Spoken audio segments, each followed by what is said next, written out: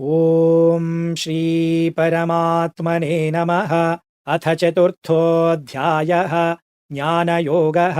श्रीभगवानुवाच इमं विवस्वते योगं प्रोक्तवानहमव्ययम् विवस्वान्मनवे प्राह मनुरिक्ष्वाकवे ब्रवीत्। एवं परम्परा प्राप्तम् इमं राजर्षयो विदुः सकाले नेह महता योगो नष्टः परन्तप स एवायं मया तेद्य योगः प्रोक्तः पुरातनः भक्तोऽसि मे सखा चेति रहस्यं ह्येतदुत्तमम्।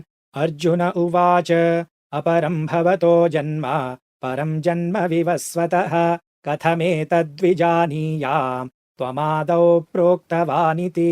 श्रीभगवानुवाच बहूनि मे व्यतीतानि जन्मानि तव चार्जुन तान्यहं वेद सर्वाणि न त्वं वेत्थ परन्तप अजोऽपि सन्नव्ययात्मा भूतानामीश्वरोऽपि सन् प्रकृतिं स्वामधिष्ठाय सम्भवाम्यात्ममायया यदा यदा हि धर्मस्य ग्लानिर्भवति भारत अभ्युत्थानमधर्मस्य तदात्मानं सृजाम्यहम् परित्राणाय साधूनां विनाशाय च दुष्कृताम् धर्मसंस्थापनार्थाय सम्भवामि युगे युगे।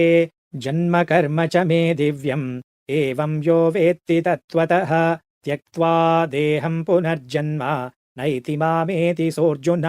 वीतरागभयक्रोधाः मन्मया मामुपाश्रिताः बहवो ज्ञानतपसा भूता मद्भावमागताः ये यथा मां प्रपद्यन्ते तांस्तथैव भजाम्यहम्। मम वर्त्मानुवर्तन्ते मनुष्याः पार्थ सर्वशः काङ्क्षन्तः कर्मणां सिद्धिं यजन्त इह देवताः क्षिप्रं हि मानुषे लोके सिद्धिर्भवति कर्मजा चातुर्वर्ण्यं मया सृष्टं गुणकर्म विभागशः तस्य कर्तारमपि मां विद्ध्यकर्तारमव्ययम्।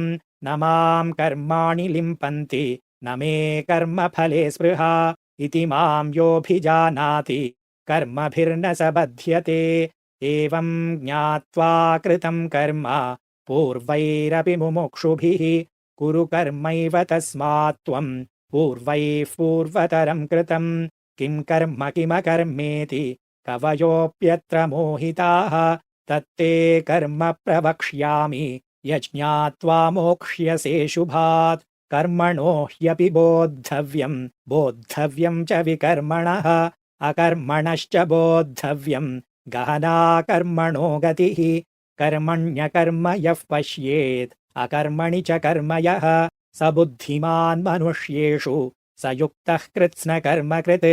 यस्य सर्वे समारम्भाः कामसङ्कल्पवर्जिताः ज्ञानाग्निदग्धकर्माणं तमाहुः पण्डितं बुधाः त्यक्त्वा कर्मफलासङ्गं नित्यतृप्तो निराश्रयः कर्मण्यभिप्रवृत्तोऽपि नैव किञ्चित् करोति सः निराशीर्यतचित्तात्मा त्यक्तसर्वपरिग्रहः शारीरं केवलं कर्म कुर्वन्नाप्नोति किल्बिषम्। यदृच्छालाभसन्तुष्टः द्वन्द्वातीतो विमत्सरः समसिद्धावसिद्धौ च कृत्वापि न निबध्यते गतसङ्गस्य मुक्तस्य ज्ञानावस्थितचेतसः यज्ञायाचरतः कर्म समग्रं प्रविलीयते। ब्रह्मार्पणं ब्रह्महविः ब्रह्माग्नौ ब्रह्मणाहुतं ब्रह्मैव तेन गन्तव्यं ब्रह्मकर्म समाधिना दैवमेवापरे यज्ञं योगिनः पर्युपासते ब्रह्माज्ञावपरे यज्ञं यज्ञेनैवोपजुह्वति। श्रोत्रादीनीन्द्रियाण्यन्ये संयमाग्निषु जुह्वति शब्दादीन् विषयानन्ये इन्द्रियाग्निषु जुह्वति। सर्वाणीन्द्रियकर्माणि प्राणकर्माणि चापरे आत्मसंयमयोगाग्नौ जुह्वति ज्ञानदीपिते। द्रव्ययज्ञास्तपो यज्ञाः योगयज्ञास्तथा परे स्वाध्यायज्ञानयज्ञाश्च यतयः संशितव्रताः अपाने जुह्वति प्राणं प्राणे पानं तथा परे प्राणापानगतिरुद्ध्वा प्राणायामपरायणाः अपरे नियताहाराः प्राणान् प्राणेषु जुह्वति सर्वेऽप्येते यज्ञविदः यज्ञक्षपितकल्मषाः यज्ञशिष्टामृतभुजः यान्ति ब्रह्म सनातनम् नायं लोकोऽस्त्ययज्ञस्य कुतोऽन्यः कुरु सत्तमा एवं बहुविधा यज्ञाः वितता ब्रह्मणो मुखे कर्मजान् विद्धितान् सर्वान् एवं ज्ञात्वा विमोक्ष्यसे श्रेयान् द्रव्यमयाद्यज्ञात् ज्ञानयज्ञः परन्तप सर्वं कर्माखिलं पार्थ